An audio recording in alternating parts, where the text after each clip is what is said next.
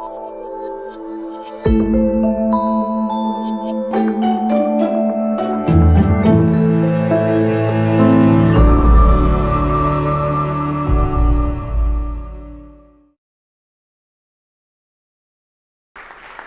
you. Thank you so much, Philip, Manuela, your whole team, for inviting us here and making this a very, very smooth process.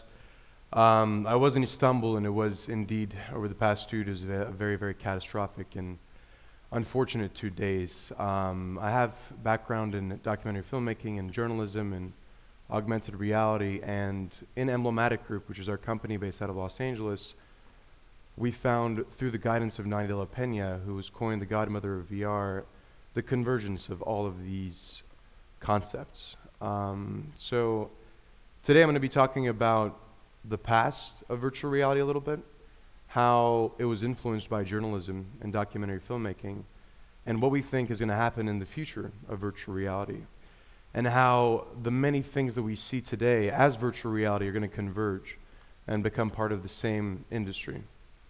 So with that, let's begin. How many of you here have read the book A Rape in Cyberspace? Any hands? It's a book about women being raped in cyberspace by a serial rapist that then, sorry, I don't actually have the HDMI on. Here we go. There we are. Okay, we're back. Going back to the intense book that we were just about to talk about. Thank you so much. So this book is about rape in cyberspace, where women feel as though they were raped in cyberspace, and they are more affected by it because they have connected their personal being to their cyber being. This study and this book has proven that there's a direct connection between the characters that we deem are our characters in the virtual worlds and the characters that we have here in the physical world. This idea started percolating in the mind of our CEO, Nani de la Peña, about 8, 9 years ago. And she started building journalism stories in Second Life and online, in mediums that weren't normally regular journalism mediums and journalistic mediums. And a lot of people thought that she was completely crazy. Now we build hardcore documentary and filmmaking and journalism in virtual reality. The specific concept that was a second factor in actually creating this journalism in virtual reality was a phenomenon called response as if it were real. This is a study by Mel Slater and Maria Sanchez Vives, and the response as if it was real is a concept where you have a gentleman and a camera right behind one another, and when you have this gentleman in the front with a virtual reality headset and they hit the camera in the front with a hammer, the gentleman actually moves and gets really, really scared. So it's been proven over and over again that we're hardwired to adopt representations of ourselves as real. This concept we've seen over the years and has really, really come to light with virtual reality. And we feel as though immersive journalism is the embodiment of these concepts. We call immersive journalism immersive because we use virtual reality, augmented reality, and mixed reality, which we'll be talking about, in order to utilize gaming platforms and gaming engines with virtual reality, with virtual environments, to convey hard-hitting news stories, documentary filmmaking, and non-fictional stories. We're going to get into why we do this and how effective it is very, very soon. But before that, it's important to note that while we're doing immersive journalism in virtual reality, we use only real audio clips. We work within journalistic practices, and we try and keep within journalistic integrity. And so we have similar concepts where we send boots to the ground, we capture audio files, we capture photographs, 360 photographs, panoramic shots, 360 videos, real videos, 3D models. And then we use all of these materials to recreate the virtual environments that we'll be putting you in, so that you're on site in the news, able to gain insight to the level which was not possible before. Like I said before, the sense of presence achievable with virtual reality and journalism is incredible. And this isn't necessarily a new idea. Walter Cronkite used to utilize this technique while in the 50s, and he said that this was immersive journalism, and what he did was more or less try and command you to be in the news story. So this is one of his clips from the 60s and 70s. March 5th, 1836. The siege of the Alamo.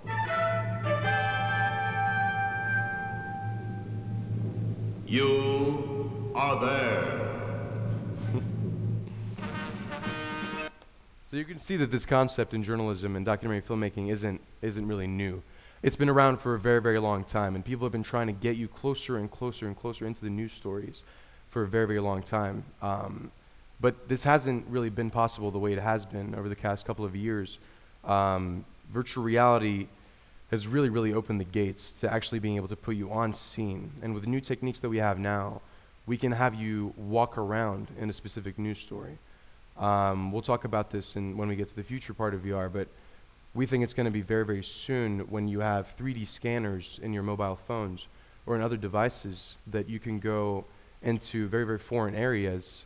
Within hours, you can scan the environment and have colleagues and friends and family walk wherever you were. We think that within a couple of years, this is going to be possible. The technology is already there, but we just need to make it mainstream so that people can utilize this in their daily lives.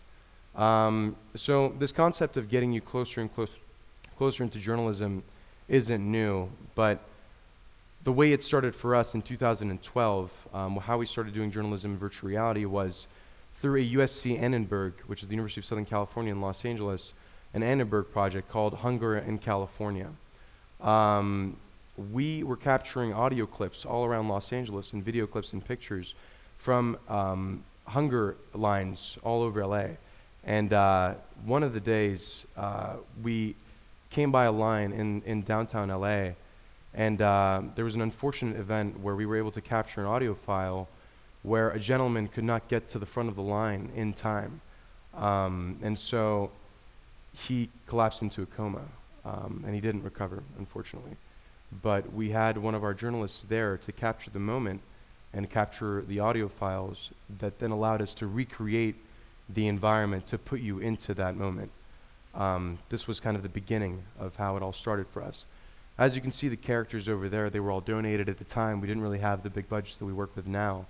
The specific game engines we used and the engineers that we used were all donating their time to us because they thought that the cause was very, very important. And this was in the beginning of the third generation of virtual reality. If you take the first one as the 60s with the Leniers, and then the second one in the 90s where the jetpack was promised to us, but the tech wasn't there.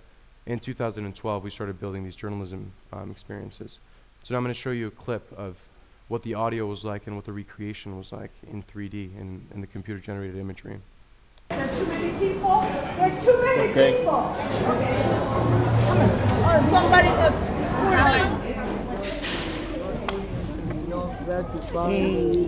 He's having a seizure. Okay. Somebody collapsed. Need help. Yeah, we need an ambulance. Somebody is Please, saliva is falling down right now. Hurry up. 80, the closest street is 38, and the Unitarian Church, the number of the building is 2936. The church. Oh Lord, help him. Church. Yeah. Hurry up. Oh, 8th Street. It's the church, Unitarian Church. Yeah. At the right side. Oh, may kasama na. May kasama. Wala ano. What did you say?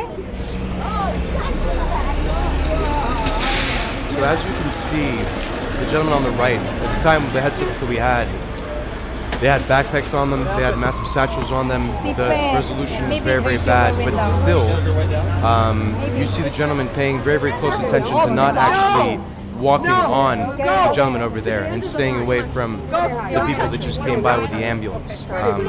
So even with the very rudimentary technology that we had a couple years ago, this was maybe 4 or 5 years ago, we were able to create a sense of presence that is not obtainable with mediums like TV or pictures or Twitter or text. A lot of the people that tried this experience were very, very moved, and they said that even though they're from California or Los Angeles, it was the first time that they actually understood the problem in LA related to hunger, and they could relate and empathize with the victims of hunger in Los Angeles. This project was selected to Sundance in 2012, and we were fortunate enough to go there. At the time, however, the headsets that we were working with cost about $50,000 to $55,000. And the laboratory that we were working with, the Institute for Creative Technologies in Los Angeles, who works a lot with the Department of Defense, they didn't let us take the goggles into the Sundance Film Festival and have hundreds and hundreds of people try this technology out. So this is Nani, that's Taifan, and there's a young gentleman over there who I'll name later. They started building headsets together and took some of the HMDs that they built there to Sundance Film Festival. And these duct tape goggles with the massive Christmas lights on them was basically the DK2 or the Vive or the Crescent Bay that you've seen behind you, combined with a mobile motion capture camera system. I think this one, Philip was saying, is about 120. We were traveling with about 16 to 24. And we had to travel the world with this kit, one by one, with servers, with hundreds of Ethernet cables, with massive machines, and try and create this sense of presence because it was so impressive to us. When we went to Sundance in 2012, we found that people were very, very touched by this technology. You're crying, Sheila, you're crying. You can feel the shock in Nani's voice, who's our CEO. When we were building these pieces, nobody expected for us to get this type of feedback. People were extremely, extremely saddened. We had a gentleman when we went to Sundance last year in order to present Project Syria, and he said that his son had been to 4 tours in Afghanistan and Iraq.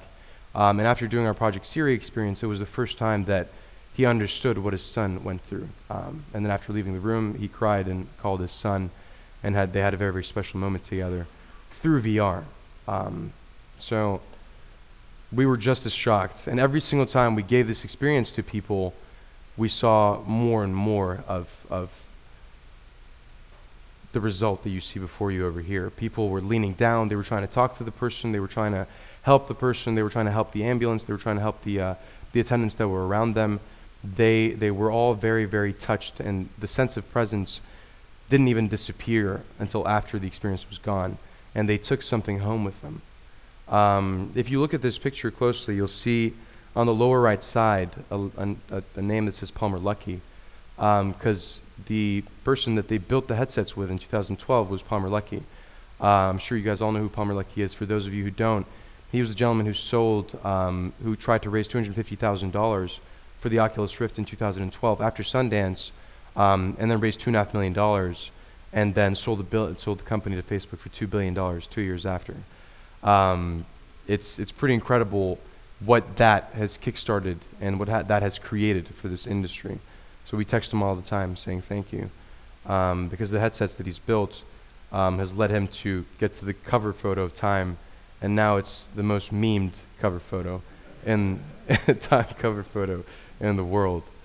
But back to the serious part of immersive journalism, documentary filmmaking in VR, we figured out very soon that it worked. We were able to obtain levels of empathy that weren't possible with other mediums, and we were able to create a sense of presence that was pretty incredible. We were shocked just as much as everybody else. So we built the second, there was a commissioner from the World Economic Forum at Sundance, and the second he took off the headset, he decided to commission a project for Syria. At the time, in 2012, 2013, the situation in Syria was only getting much, much worse. I wouldn't say that it's improving now, but at the time it was certainly very, very horrible. There were a lot of refugees, and the future of those refugees were not obvious, were not clear at all. And there was still a huge war that was ongoing in Syria. And we wanted to help people empathize with the victims of the Syrian civil war, and help them understand the perspective of a Syrian child that was going through this war.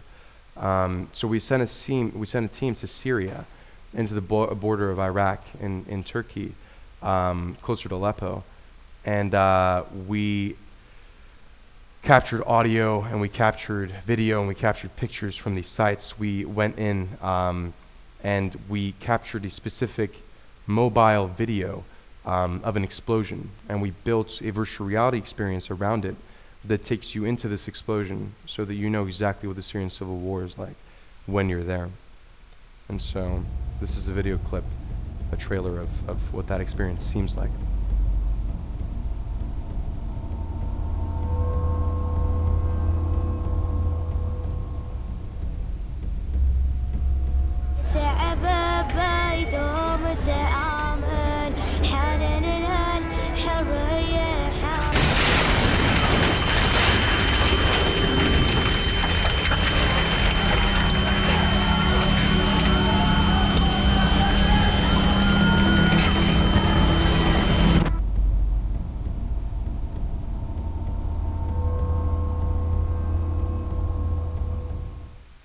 As you can see, it was extremely intense. We got the reactions that we wanted, but we didn't really build this for reaction. We wanted to build this for empathy. And so we started seeing exactly what type of results in empathy learning and training we could get with Project Syria. It was also the first time that we experimented with data visualization.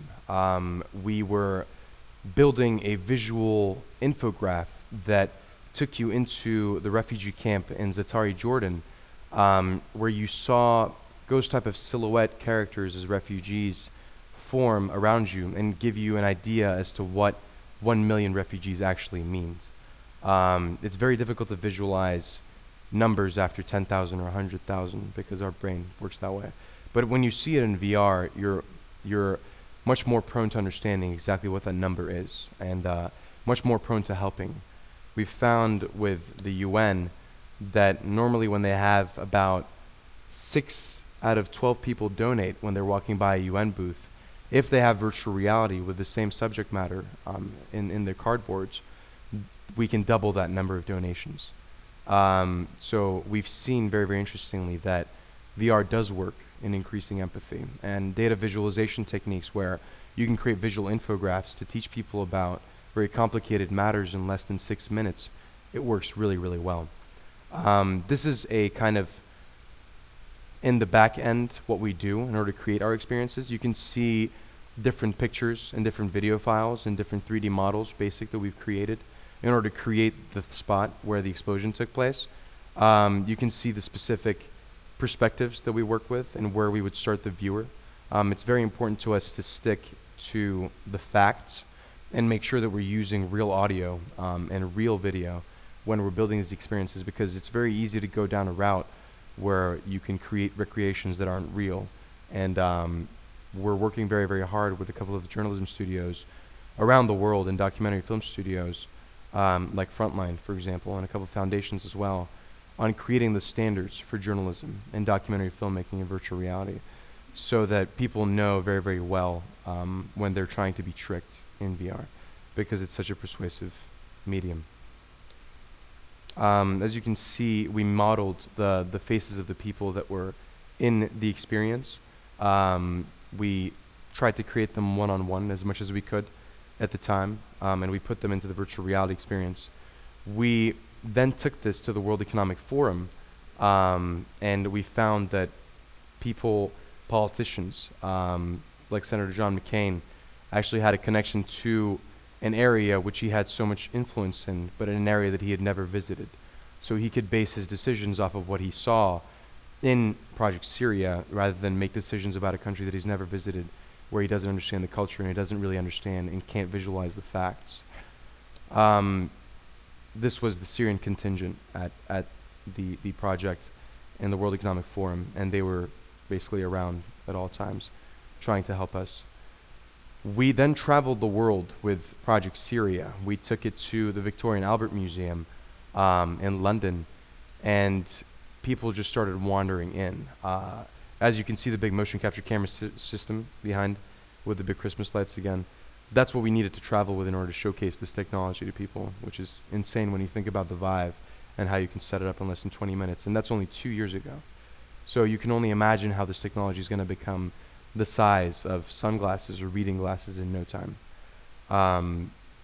This outpouring of emotions and comments led to the biggest guest book that they had ever seen in the Victoria and Albert Museum. We had some very, very interesting reviews, and people really thought it was impactful. And there was no advertising for this technology in the Victoria and Albert Museum. People just started lining up and queuing up. And we see this happening more and more in conferences and festivals and exhibitions around the world now as well. Whenever you go to a conference or a festival, you'll see that the lines are huge in any virtual reality. There is a portion of it that is a fad currently. The hype will die down, but we were just having a conversation about how when the hype does die down, there'll be a lot of good content, hopefully, that will stick and make this medium flourish. And that's what we're trying to create every time we build hardcore, hard-hitting news stories. We don't only build hard-hitting news stories, we have some fun experiences as well. We've built a Formula One racetrack, for example, for the Grand Prix. We take you into 2 hydraulic force feedback cars where we had our own headsets that were built, and we take you into the Singapore Grand Prix racetrack, and you can race multiplayer with people around the world. We found that people got very, very excited about this technology as much as the journalism part of things. This is where I pass you. So you can see how immersed they are, and they start swearing at one another, so I'm going to turn it off when it gets to that. Fireworks. Oh, fuck you, Michael. This is my name.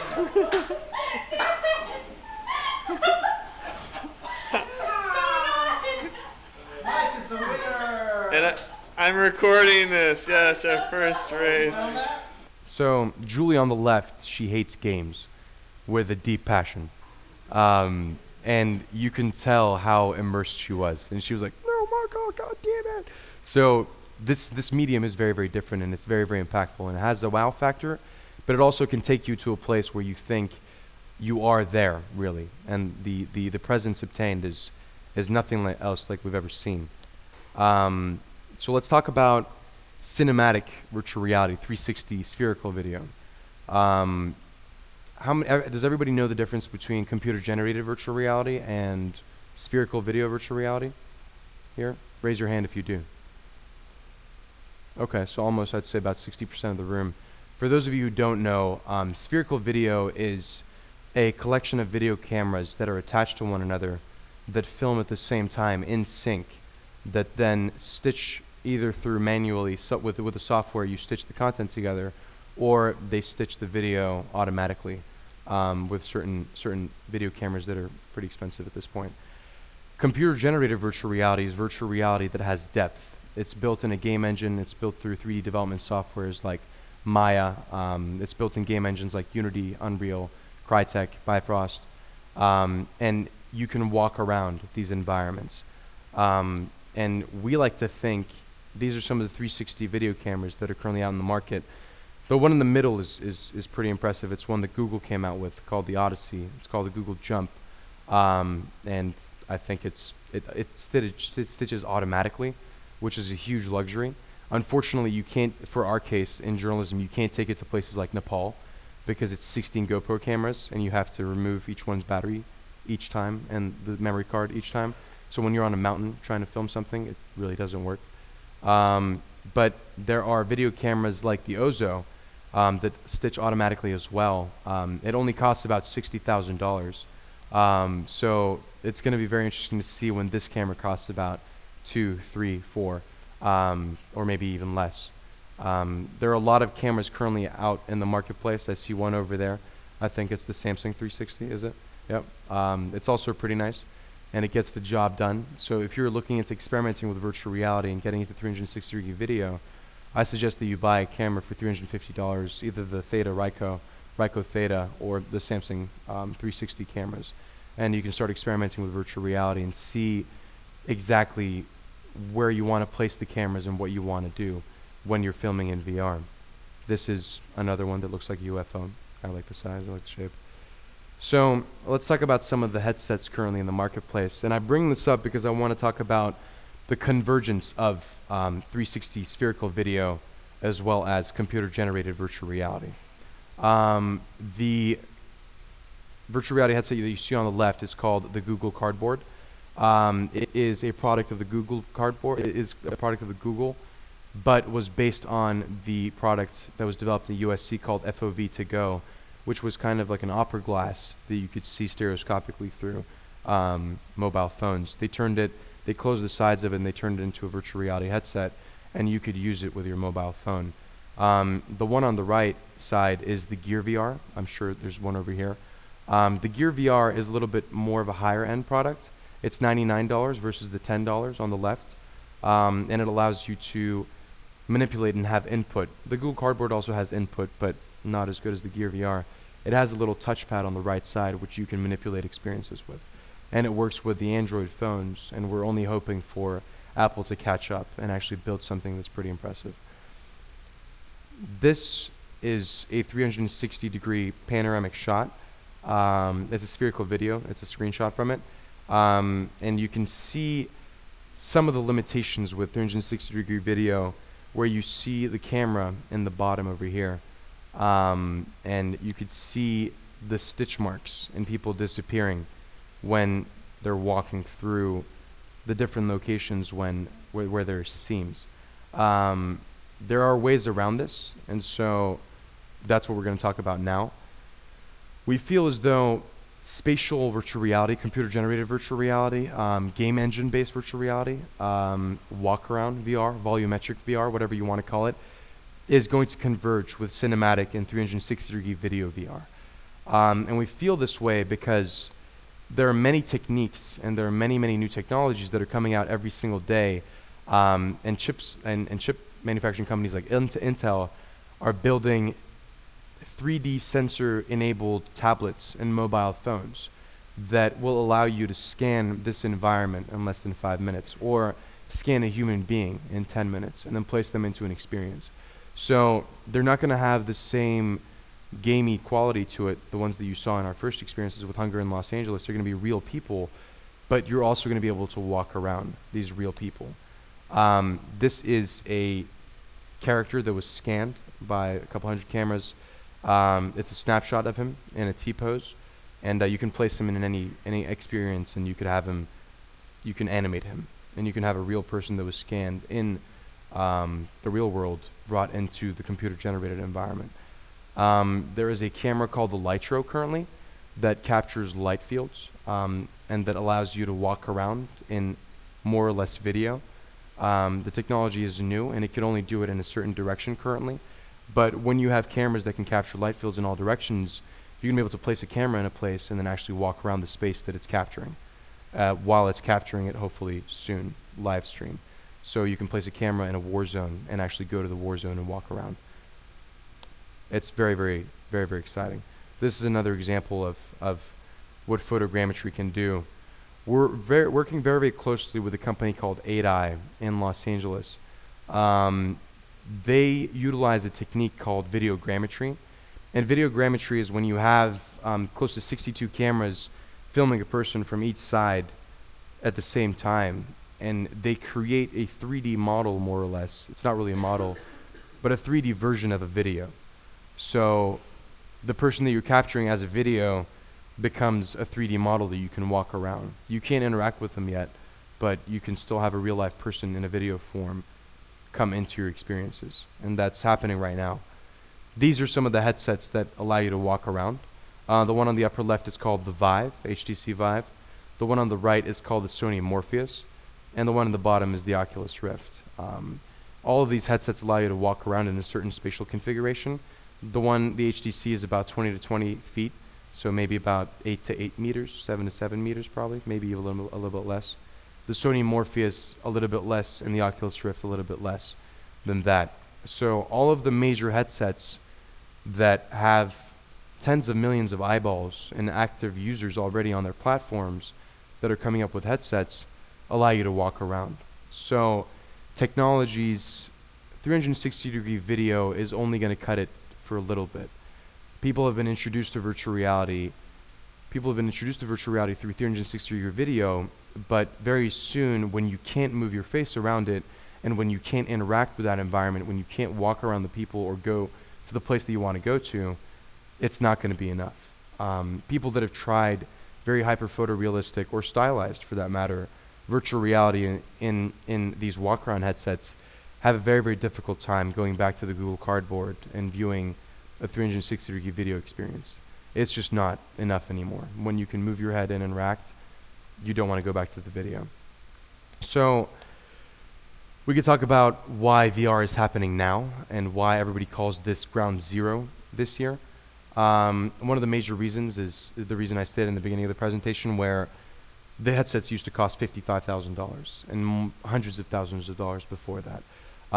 We have a headset in the USC lab that was so heavy that you have to place it on your shoulders, and then you have to hang it from the ceiling on top of your shoulders, and it has two massive speakers next to your face, and you're looking into this really weird gadget.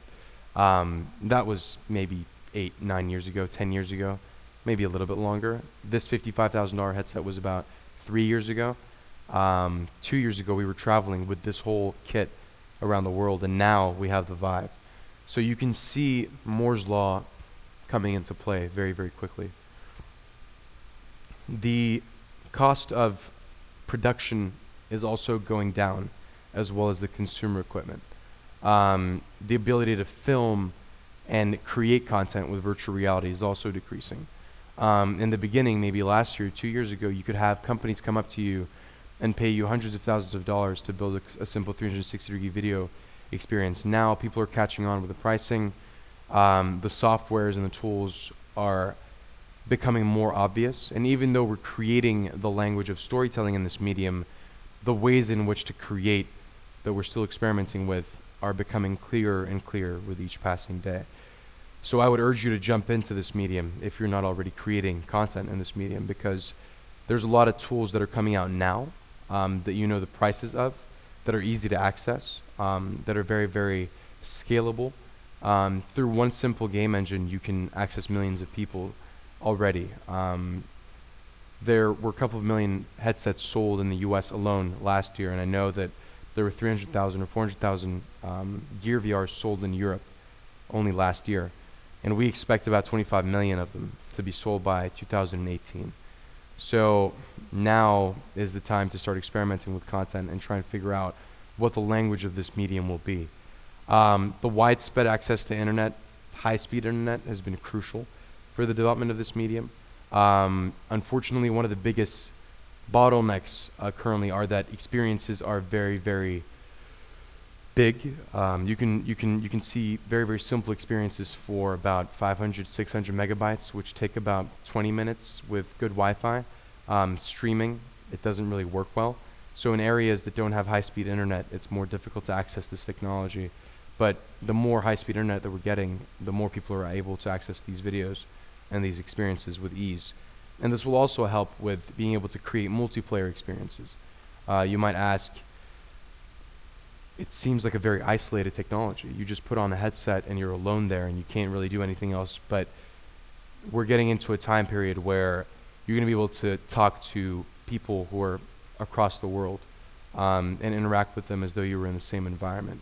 And that's not only going to change the journalism industry and the gaming industry, but the film industry, but many other industries that we haven't even started thinking about yet. Maybe even some industries that haven't even been created yet.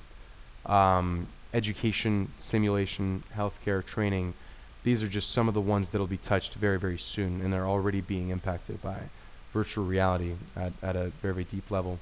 Like we said before, the Moore's Law applies. The graphical processing units that you can access now and that you can work with are so much more powerful than what you had in the 90s. And so the jetpack that was promised to us in the 90s as VR developers can only be delivered now. Same goes with the lenses. The lenses were exceptionally expensive at the time.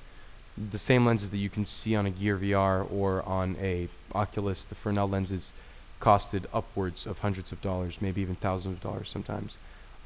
So with the price reduction in lenses, you have also seen the democratization of this technology. Also, the experiences really, really matter in VR. Content is really, really valuable. I said this in the middle of the presentation, that there's a lot of content being created, but not everything, even though everything can be created in virtual reality, not everything needs to be created in virtual reality. There are specific subject matters and there are specific spatial narratives that are best for VR, but I urge you not to just place a 360-degree camera on a beach and tell people that it's your first VR production. I would say get a little bit more creative with it, experiment with it. Don't make people nauseous with it, but actually also make people nauseous with it. Experiment, make mistakes. We're still in that early zone where if you build something that's beautiful, if you build something that's actually groundbreaking, which isn't that difficult right now, a lot of the techniques that we thought were completely no-nos 2 years ago are techniques that we're using on a daily basis right now.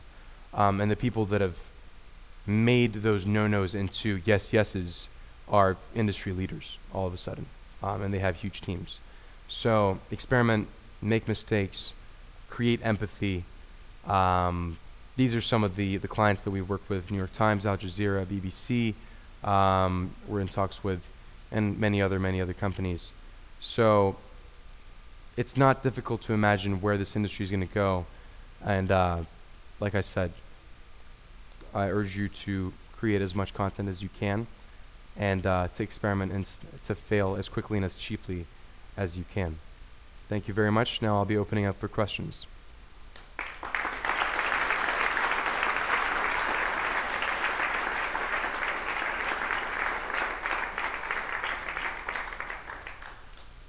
Do we have any questions?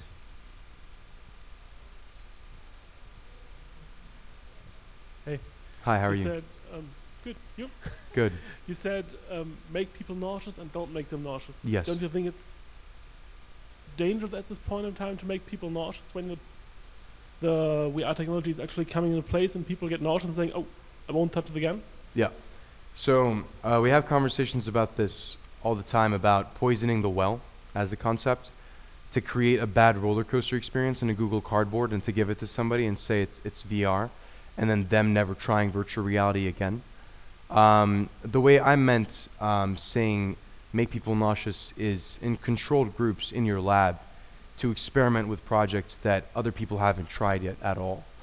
Not to create another roller coaster experience and give a Google Cardboard to someone, but to experiment with new ways of directing viewers' attentions, either through contrast or audio cues or movement, and to see if you can take people places in ways that haven't been explored yet, because we're still utilizing film terminology and game terminology, and we like to think that it's a completely new medium. So there's still a lot of experimentation to be done. Any other questions?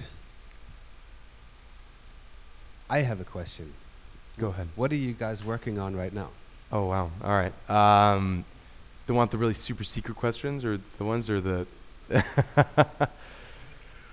I could put it to you this way. We're working on a lot of unexpected verticals. We're doing a lot of journalism. We're doing a lot of empathy work. We're doing a lot of documentary and nonfiction. But at the same time, we're also building a lot of futures for different industries. So if you think, I can't name the ones specifically because we're being recorded right now, but industries that you use in your daily life are experimenting and are looking to experiment with how this medium is going to affect their industry. And they're taking it very, very seriously, and doing their experimentation now. And we've done some very, very exciting, crazy stuff that you'll definitely be seeing in your daily life 3 or 4 years from now. Yeah. Very cool. Thank you very, very much. Thank you. So Thank you, guys. If there aren't any more questions, thank you very much for coming. Great talk. We now have a little break, and then we'll continue at... I'm getting old. At 2:45. So grab a coffee.